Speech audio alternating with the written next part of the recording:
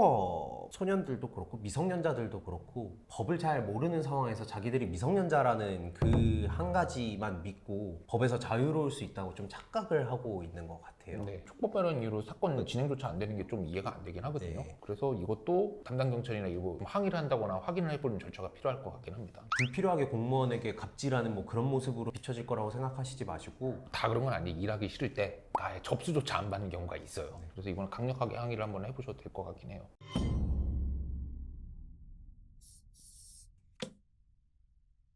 안녕하십니까. 네. 법무법인 대 법무법인 호함의 신민영 변호사. 임성순 변호사입니다. 이 촉법소년 문제죠. 실제로 입이 떡 벌어지는데 처벌 안 된 케이스 이런 게 이 임 변호사님 조사해 보셨다고 한번 소개해 주시죠. 이거 되게 사회적으로 문제가 됐었던 것이 경기도 포천 여자 초등학생 집단 폭행 사건. 굉장히 심하게 폭행을 했는데 이게 초등학생이 할 수 있는 폭행의 수준인가? 라고 생각이 들 정도로 가혹한 행위들을 했는데도 불구하고 촉법이라서 아무런 처벌을 받지 않았던 사건도 있고, 렌트카 훔쳐가지고 무면허 상태로 신호도 지나다가. 무시하고 배달 오토바이 부딪혀서 사망하게 해놓고 그대로 도주해서 경찰과 추격전하다가 또 다른 피해자를 발생시켰던 사건에서도 가해자가 촉법이었던 사건이 있었습니다. 엄청 큰 범죄죠. 사실 이 정도는 성인이 만약에 이런 범죄를 저질렀다고 한다 그러면은 몇 년은 최소 몇 그쵸. 년 들어가 있죠. 네. 하지만 어쨌든 촉법소년이라는 이유로 나와 있는. 처벌되지 않았던 그런 사례들이었습니다. 오늘은 좀 진짜 쓴웃음이 나는 그런 사건이에요. 이놈의 분노할 만한 사건인데 어떤 사건인지는 임 변호사님 좀 말씀해 주시죠. 두 번의 가해가 있었다고 생각하는데 1차적으로는 촉법소년의 문제고 2차적으로는 담당 형사의 문제가 아니었을까라는 생각이 들거든요. 보니까 사건 번호도 등록이 안 네. 됐다고 해서 지금 1년 넘게 가정법원으로도 인계가 안 되고 아무것도 진행이 안 되셨더라고요. 이거 어린 촉법소년에서 그런 거 아닐까요? 아예 사건 번호 자체를 딸 수 없는 경우가 아니었나 싶은데 좀 설명을 그 시청자분들에게 해주시죠. 제보자님께서 오토바이를 절도를 당하셨대요. 이게 증거도 있고 누군지도 다 알아내서 했는데 결정적으로 촉법이다, 이거 사건 안 된다 라는 대답을 형사님한테 받고 약간 포기하셔라 라는 얘기까지 들으셨다고 해요. 돌아온 나의 오토바이가 박살이 나 있는 이런 상태에서 사과도 못 받고, 그렇다고 친구가 가정법원에 인계가 돼가지고 보호 처분을 받은 것도 아니고 그냥 피해자가 피해만 고스란히 떠안고 그 누구도 뭔가 해주고 있지 않은 상황에 답답함에 저에게 제보를 주셨거든요. 네, 이거 결론부터 말씀드려야 될 것 같아요. 일단 형사처벌은 말 그대로 촉법소년이라 쉽지가 않고 아예 형사처벌이 되지 않으니까 수사기관 입장에서도 이거는 일 하나만 한데 내가 왜 이거를 해야 되나 라고 해서 신경을 안 쓰고 있는 것처럼 보이는 상황인 것 같습니다. 그래서 해결 방법은 민사소송을 제기를 하셔야 될 것 같아요. 민사소송은 누구를 상대로 제기를 하냐? 민법 755조 미성년자를 감독하는 친권자, 원칙적으로 미성년자의 불법 행위에 대해서 책임이 있습니다. 그래서 부모를 상대로 그 손해배상을 해달라고 민사소송을 제기하셔야 되는 그런 상황으로 보입니다. 촉법 소년들도 그렇고 미성년자들도 그렇고 법을 잘 모르는 상황에서 자기들이 미성년자라는 그 한 가지만 믿고 법에서 자유로울 수 있다고 좀 착각을 하고 있는 것 같아요. 네, 다시 말씀드리지만 형사 처벌이 쉽지가 않았지 민사는 거의 100% 승소하실 거라고 보고 있고 그 부모를 상대로 이거에 대해서 배상 정보를 하시기 바랍니다. 근데 지금 이 가해자 소년이 이미 소년원에 들어가 있다라고 해요. 친구가 정말 질이 안 좋은 친구인 것 같고 맞습니다. 네, 문제가 있는 것 같은데 이게 가정법원에 인계가 안 되는 게 조금 의아한 부분이 있기는 한데 지금 어쨌든 피해를 회복하시는 게 먼저다 보니까 형사처벌이 안 되는 거라서 지금 소년원에 가 있다고 하더라도 추가적인 보호 처분을 받았으면 좋겠다라는 생각은 분노에 있으실 거라고 생각은 하는데 이런 친구들 계도가 안 되거든요. 네, 소년원을 갈 정도면 이미 얘는 갈 때까지 간 친구이기 때문에 그냥 민사적으로 부모랑 같이 피고로 잡아서 소송을 거시는 게 맞지 않을까라는 생각이 듭니다. 근데 보통 좀 깝깝한 거는 이런 분들 부모님들도 아이들을 손 놓고 있는 경우들이 많아서 민사소송을 진행하면서도 우라통이 터지시는 게 많이 있으실 것 같아요. 그래도 진행을 해보셔야 되고 네. 그리고 상당 부분 배상 받고 있으니까 부모에 대한 민사소송으로 한번 해결을 보시는 게 어떨까 싶습니다. 소송은 저희가 항상 말씀드린 게 의사로 치면 개복수술이랑 비슷하다라고 말씀드려요. 개복수술을 셀프로 하실 생각 안 하잖아요.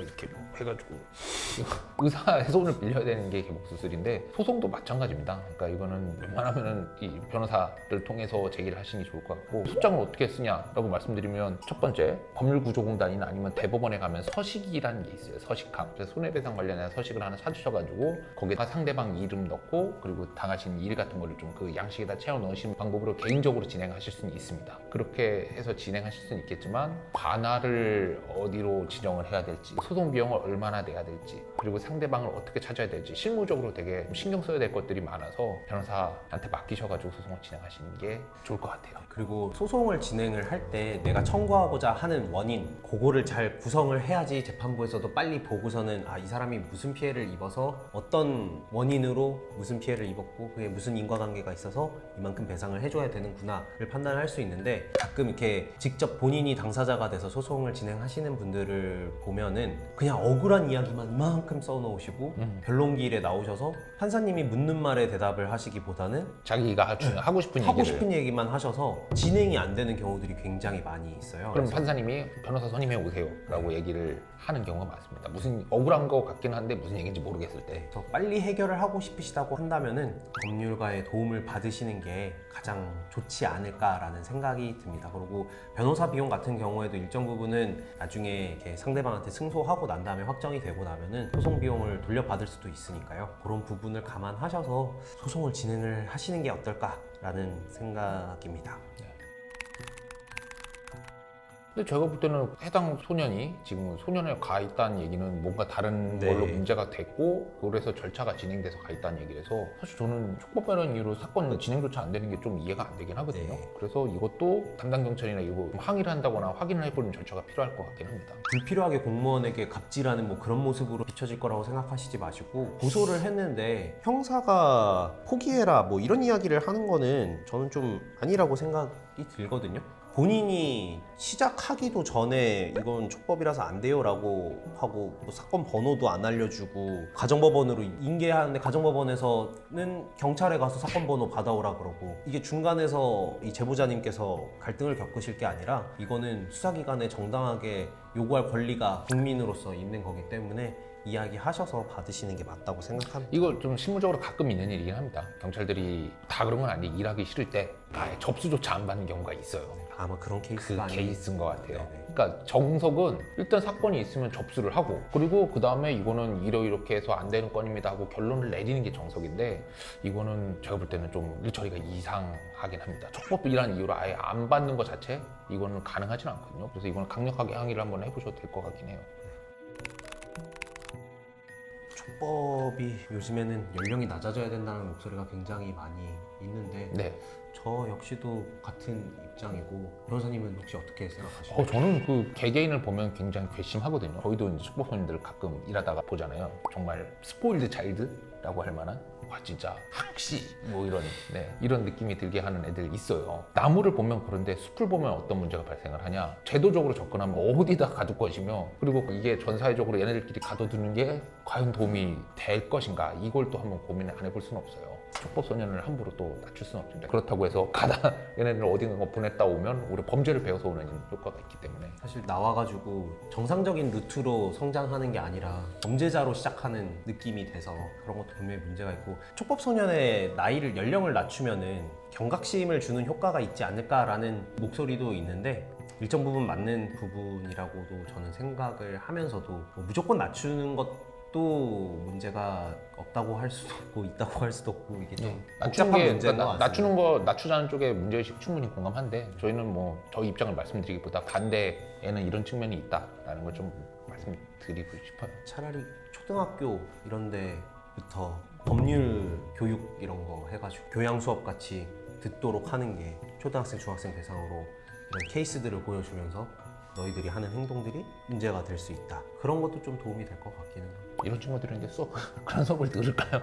수업이 아, 근데 아무리 또 좋아도 네. 이런 거는 또 그 교과 반영되는 수업이 아니라서 네. 또 자지 않고 그냥 듣지 않을까 음, 그런 생각도 좀 듭니다. 네.